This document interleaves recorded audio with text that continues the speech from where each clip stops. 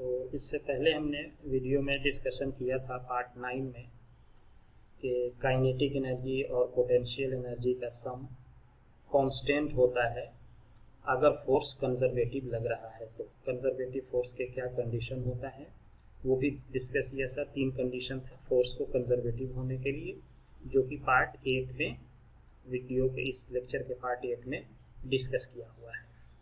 अब हम इसमें डिस्कस करेंगे ये एनर्जी का जो वेरिएशन है ग्राफिकल रिप्रेजेंटेशन से, इसको समझेंगे। अब ये ग्राफिकल रिप्रेजेंटेशन से हम कैसे समझेंगे, इसको समझने के लिए हमारे पास यहाँ एक ग्राफ है, ये ग्राफ है, ये वाला ग्राफ। तो इसमें हम ये समझते हैं कि ये हमारा स्प्रिंग ब्लॉक सिस्टम है, इसी के हिसाब से इसको एक्सप्लेन करते हैं। ये मान लीजिए अभी हमारा ब्लॉक जो है x=0 पे रखा हुआ है, यानी मीन पोजीशन पे है। अभी इसमें किसी तरीके का एलोंगेशन या कंप्रेशन नहीं है, तो इस समय ये स्प्रिंग का फोर्स क्या होगा, 0 होगा। अब अगर इस ब्लॉक को इधर खींचने लगेंगे तो ये स्प्रिंग का फोर्स इस पे इधर की तरफ लगेगा। तो इस कंडीशन पे अभी क्योंकि x का वैल्यू 0 है तो पोटेंशियल एनर्जी हमने स्प्रिंग का निकाला था, Vx जो है पोटेंशियल एनर्जी स्प्रिंग का, ये हमारा क्या था, हाफ के एक्स स्क्वायर था। ये स्प्रिंग का पोटेंशियल एनर्जी माइनस हाफ के एक्स स्क्वायर। एक्स 0 है तो ये भी क्या हो जाएगा, 0 हो जाएगा। यानी इस पोजीशन पे जब x का वैल्यू 0 है तो इसमें पोटेंशियल एनर्जी भी 0 है। तो इसीलिए ये v जो है पोटेंशियल एनर्जी का कर्व यहाँ दिखाया हुआ है। जब x 0 है ये हमारा पोटेंशियल एनर्जी के लिए है, ये वाला कर्व जो है ये है पोटेंशियल एनर्जी, पोटेंशियल एनर्जी। जब x 0 है तो ये पोटेंशियल एनर्जी का कर्व ये 0 है। x जब बढ़ने लगा, यानी कि मान लिया कि x इसको इधर खींच करके ले जाते हैं। अब बड़ा से बड़ा डिस्टेंस कहाँ तक देते हैं, xm तक ले जाते हैं। इससे ज़्यादा हम नहीं खींच सकते स्प्रिंग को। तो इस समय इसका जो बड़ा से बड़ा एनर्जी जो यहाँ पे हो जाएगा, ये यहाँ पे पहुँचेगा, पोटेंशियल एनर्जी x के पॉजिटिव डायरेक्शन में। जब x को हम इस ब्लॉक को इस डायरेक्शन में ले जाएंगे तब ये हमारा पोटेंशियल एनर्जी मैक्सिमम, जब x का वैल्यू हो जाएगा x=xm हो गया, तो उस समय पोटेंशियल एनर्जी क्या हो जाएगा, Vx जो है ये हमारा हो जाएगा 1/2 निगेटिव साइन के xm स्क्वायर। अब मान लीजिए कि इसको स्प्रिंग को कंप्रेस करना शुरू किए, यानी कि इस ब्लॉक को इधर मूवमेंट देने लगे। तो जब उधर मूवमेंट देंगे तो उस कंडीशन में क्या होगा कि ये स्प्रिंग जब को इधर दबाएंगे तो स्प्रिंग का फोर्स इस पे किधर लगेगा, इधर लगेगा। ये हमेशा जो है अपोजिट डायरेक्शन में रहता है। मान लीजिए इसको निगेटिव डायरेक्शन में मैक्सिमम जो डिस्प्लेसमेंट, जो हम स्प्रिंग को मैक्सिमम डिस्प्लेसमेंट xm जो है ये निगेटिव डायरेक्शन में -xm तक ले जाते हैं। तो इस केस में भी Vx निकालेंगे तो -12 के xm -xm का स्क्वायर। जब माइनस के xm का स्क्वायर करेंगे तो ये भी हमारा क्या हो जाएगा, 1/2 के xm स्क्वायर ही रहेगा, जो कि इस पार्ट में यहाँ दिखाया हुआ है। ये xm जब निगेटिव हो गया तो उस समय भी पोटेंशियल एनर्जी का बड़ा से बड़ा वैल्यू जो है ये इतना रहेगा, और इस समय भी बड़ा से बड़ा वैल्यू पोटेंशियल एनर्जी का ये इतना रह रहा है। ये कहाँ से कहाँ तक चेंज हो रहा है, 0 से लेके इस वैल्यू तक जा रहा है। अब इसमें क्या है कि जब ये वैल्यू हमारा बड़ा से बड़ा पोटेंशियल, यानी कि ये इस तरीके से ये पैराबोलिक टाइप का कर्व आएगा। क्यों पैराबोलिक आएगा, क्योंकि एक्स स्क्वायर है, पैराबोला के शेप का ये बना। अब ध्यान देने वाला बात ये है कि जब हम इसको खींच करके सबसे मैक्सिमम डिस्प्लेसमेंट तक ले जाते हैं, चाहे किसी भी डायरेक्शन में हो, मैक्सिमम डिस्प्लेसमेंट ले जाते हैं, डिस्प्लेसमेंट ले जाते हैं in either direction, in either direction, किसी भी डायरेक्शन में जब हम मैक्सिमम डिस्प्लेसमेंट तक ले जाते हैं तो देखते क्या है कि इसका पोटेंशियल एनर्जी जो है ये -12 के एक्स स्क्वायर ही होता है। जब ये मैक्सिमम डिस्प्लेसमेंट तक जाएगा, मान लीजिए यहाँ तक आ गया, मैक्सिमम डिस्प्लेसमेंट यहाँ तक लाए, तो इस समय इसकी मैक्सिमम एनर्जी ये हो गई, इसके पास स्प्रिंग में ये इतनी एनर्जी स्टोर ये work done by the spring है। अब अगर एक्सटर्नल फोर्स ने ये काम किया तो एक्सटर्नल फोर्स के थ्रू जो वर्क डन हो जाएगा या एक्सटर्नल एनर्जी होगा वो पॉजिटिव हाफ के एक्सएम स्क्वायर हो जाएगा। और ये निगेटिव है, स्प्रिंग के थ्रू ये वर्क हुआ है। और अगर एक्सटर्नल फोर्स के थ्रू रहेगा तो यही Vx जो है आपको ये पॉजिटिव साइन सिर्फ आ जाएगा निगेटिव के जगह पे। अब क्या होगा, जब ये मैक्सिमम डिस्प्लेसमेंट पे पहुंच चुका तो उस समय ऑब्जेक्ट क्या है, रेस्ट में है। तो उस मैक्सिमम डिस्प्लेसमेंट पे जब ये पहुंचा तो उस समय हम इसका जो है कि टोटल एनर्जी की अगर हम बात करें, टोटल पोटेंशियल एनर्जी की बात करें, अगर work done by external agent के थ्रू अगर हम बात करें, टोटल पोटेंशियल की हम अगर बात करें बाय एक्सटर्नल एजेंट, तो जब मैक्सिमम डिस्प्लेसमेंट पे गया तो उस समय क्या हो जाएगा, हाफ के एक्सएम स्क्वायर ये हो गया। प्लस ये तो पोटेंशियल एनर्जी हुआ जिसको V से कहेंगे, प्लस काइनेटिक एनर्जी इसका लिखेंगे। जब मैक्सिमम डिस्प्लेसमेंट पे गया है तो काइनेटिक एनर्जी क्या हो जाएगा, इसका 0 हो जाएगा क्योंकि मैक्सिमम पे डिस्प्लेसमेंट पे गया हुआ है। इसी को यहां भी हम समझ सकते हैं। ये देखिए, जब ये डिस्प्लेसमेंट इसका मैक्सिमम है और ये वाला जो कर्व है हमारा ये किसके लिए है, काइनेटिक एनर्जी के लिए। तो जब ये मैक्सिमम डिस्प्लेसमेंट पे है तो उस समय हमारा काइनेटिक एनर्जी का जो ये प्लॉट है वो क्या है, मिनिमम है, 0 हो गया।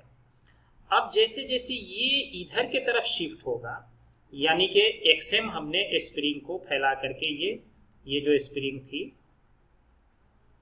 इसको एलोंगेट करके मान लिया कि यहाँ तक हम ले आए इसको, ये हमारा मीन पोजीशन से ये जो डिस्प्लेसमेंट था ये हमारा एक्सएम है। अब जैसे जैसे ये इसको अगर हम छोड़ देंगे तो ये स्प्रिंग फिर इधर जाने, स्प्रिंग इसको इधर खींचेगी। तो स्प्रिंग के इधर खींचने से अब क्या होगा, इसके अंदर जो पोटेंशियल एनर्जी है यानी कि इस x का वैल्यू यहाँ पे हमारा क्या होने लगेगा, ये xm का वैल्यू घटने लगेगा, रिड्यूस होने लगेगा। तो अब इसका पोटेंशियल एनर्जी भी क्या होगा, रिड्यूस होने लगेगा। और इस पोटेंशियल एनर्जी के रिड्यूस होने से इसका काइनेटिक एनर्जी जो है वो बढ़ने लगेगा। ये जैसे जैसे ये पोटेंशियल एनर्जी ये रिड्यूस होगा इस डायरेक्शन में चल के, तो ये काइनेटिक एनर्जी इस डायरेक्शन में इंक्रीज करने लगेगा। और ये दोनों प्लॉट, दोनों कर्व यहाँ पे क्या कर रहा है, कट कर रहा है। यानी कि इस समय पोटेंशियल एनर्जी और काइनेटिक एनर्जी दोनों क्या हो जाता है, सेम हो जाएगा। तो फिर उसके बाद अगर हम फर्दर पोटेंशियल एनर्जी रिड्यूस करेंगे तो काइनेटिक एनर्जी फर्दर इंक्रीज करते करते यहाँ पे काइनेटिक एनर्जी क्या हो जाएगा, हाईएस्ट हो जाएगा, मैक्सिमम होगा। तो जब काइनेटिक एनर्जी मैक्सिमम होगा तो ये पोटेंशियल वाला कर्व देखिए, इस समय पोटेंशियल एनर्जी क्या हो गया, 0 हो गया। तो ये जब काइनेटिक एनर्जी हाईएस्ट है तो पोटेंशियल एनर्जी लोएस्ट है। यहाँ पे जब हमारा पोटेंशियल एनर्जी हाईएस्ट है यहाँ पे तो काइनेटिक एनर्जी क्या है, लोएस्ट है, यानी 0 है। अब इन बिटवीन कहीं अगर हम बात करें काइनेटिक और पोटेंशियल एनर्जी का, मान लीजिए कि ये किसी समय जो है किसी डिस्टेंस पे, मान लीजिए कि उस समय x डिस्टेंस है तो kx² होगा और उस समय उसके पास काइनेटिक एनर्जी भी होगी हाफ mv²। तो ये जो इनिशियल काइनेटिक एनर्जी है आपका, इनिशियल काइनेटिक एनर्जी, तो इनिशियल काइनेटिक एनर्जी जो हम ये जो आपका जो पोटेंशियल एनर्जी जो है, ये वाला पार्ट जो है इनिशियली जो सिस्टम के पास था हमारा, जो कि मैक्सिमम पोटेंशियल एनर्जी है, ये क्या हो गया, उस समय काइनेटिक एनर्जी 0 हो गया। अब जब ये पोटेंशियल एनर्जी कोई छोटा वैल्यू आ गया x का, ये x xm से क्या है, स्मॉल है, छोटा है। तो जब ये x xm से छोटा हो गया यानी पोटेंशियल एनर्जी कम हो गया, तो वो पोटेंशियल एनर्जी जो रिड्यूस हुआ वो गया कहाँ, पोटेंशियल एनर्जी। तो वही पोटेंशियल एनर्जी क्या होगा, ये काइनेटिक एनर्जी में इसके कन्वर्ट हो जाएगा। तो ये हमारा एक जनरल इक्वेशन है जिसको हम लिखते हैं कि ये potential energy plus kinetic energy, और इसी को क्या कहते हैं, मैकेनिकल एनर्जी है, जो कि यहाँ पे लिखा हुआ है मैकेनिकल एनर्जी को E से लिखे हैं, E = K+V है। ये हर जगह सेटिस्फाई होगा किसी भी पॉइंट पे। अगर यहाँ पे देखेंगे इस एंड वाले पॉइंट पे, तो यहाँ पे काइनेटिक एनर्जी क्या है, 0 है, और पोटेंशियल एनर्जी V हो गया। जब हम इस पॉइंट पे आ जाएंगे यहाँ पे, तो यहाँ पे x का वैल्यू 0 हो गया, तो x के वैल्यू 0 होने से हाफ के x² 0 हो जाएगा, तो यहाँ का यहाँ काइनेटिक एनर्जी सारा का सारा काइनेटिक एनर्जी में कन्वर्ट हो जाएगा। तो ये वो पोजीशन होता है जब ये ब्लॉक हमारा मीन पोजीशन पे आएगा, at mean position, at mean position x का वैल्यू क्या हो जाएगा, 0 हो जाएगा, और वेलोसिटी उस समय क्या होगी, इसकी वेलोसिटी इसकी मैक्सिमम हो जाएगी। ये ध्यान देने वाली बात है कि एट मीन पोजीशन यानी कि यहाँ पे x इक्वल टू 0 है, तो इस समय इसके अंदर क्या होगा, काइनेटिक एनर्जी इस समय मैक्सिमम होगी, velocity maximum, so kinetic energy ये भी हमारा क्या हो जाएगा, मैक्सिमम हो जाएगा। पोटेंशियल एनर्जी तो इस समय मिनिमम हो गया क्योंकि x का वैल्यू 0 है, x के 0 होने से काइनेटिक एनर्जी हमारा मैक्सिमम हो गया, वेलोसिटी भी क्या हो गई, मैक्सिमम हो गई। बट इन दोनों का सम क्या रहेगा, वो हमेशा हमारा कांस्टेंट रहेगा। सम दोनों के हाल केस में ये सम हमारा क्या रहेगा, कांस्टेंट रहेगा।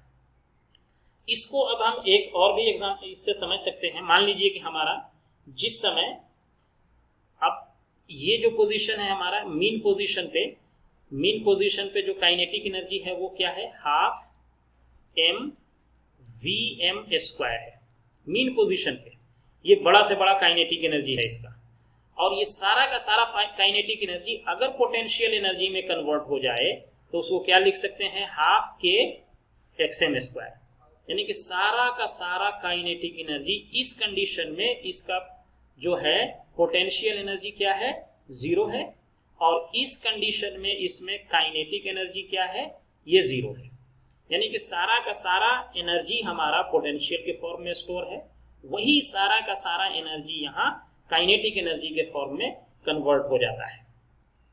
अब इस इक्वेशन से देखें तो ये हाफ इधर से हाफ कट जाएगा, यहां से हम इसका जो है Vm का वैल्यू निकाल सकते हैं। Vm क्या है, वेलोसिटी है, मैक्सिमम वेलोसिटी। ये क्या आएगा, K/m under root multiplied by xm आ जाएगा। जैसे ये वाला हमारा एक m इधर जाकर डिवाइड हो जाएगा, K/m हो गया। Vm का स्क्वायर है, स्क्वायर हटाएंगे तो इधर रूट चढ़ जाएगा, x का स्क्वायर है तो रूट से ये बाहर निकल जाएगा, xm हो जाएगा। इसका जो डायमेंशन निकालेंगे, पहले हम निकाले हुए हैं इसका डायमेंशन जो निकालेंगे K/m का डायमेंशन जो है ये हमारा क्या आ जाएगा, K/m का जो डायमेंशन होगा T⁻² होगा। ये डायमेंशन आप चेक कर सकते हैं, root under T⁻² multiplied by xm। -2 का मतलब ये -1 हो जाएगा, तो ये होना भी चाहिए क्योंकि ये xm बाई xm क्या है, यहाँ xm हमारा xm क्या है, लेंथ है,